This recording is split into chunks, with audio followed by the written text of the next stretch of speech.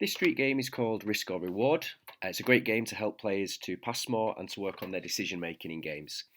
So the setup is just a regular game, and this game works from 2v2, anything up to 11v11, and you can play that game with or without goalkeepers.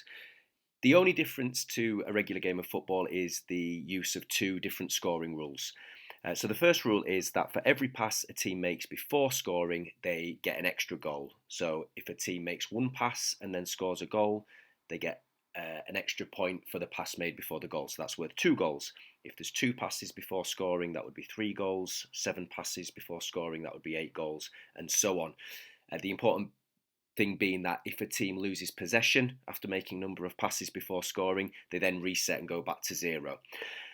So this rule encourages players to look to pass more than maybe they would usually, but it also still maintains the realism of the game, as the passes only count as extra goals if the team does ultimately go on to score a goal. So they're still having to look to play forward, rather than a situation where maybe they're just keeping the. If there's a rule where you say 10 passes is a goal, well then a team could make those 10 passes anywhere on a pitch and it'd be quite unrealistic. Whereas this condition means that yes, you're encouraging more passes to take place, but ultimately they have to be forward passes and passes that are going to help the team to score at the end. So it's all about when and where to pass. The second rule is that whenever the ball leaves the pitch, whether that's from a missed shot, a misplaced pass, a miscontrol, a tackle, a deflection, literally anything at all, the other team gets a goal. So this really encourages players to take care with their play, especially their passes.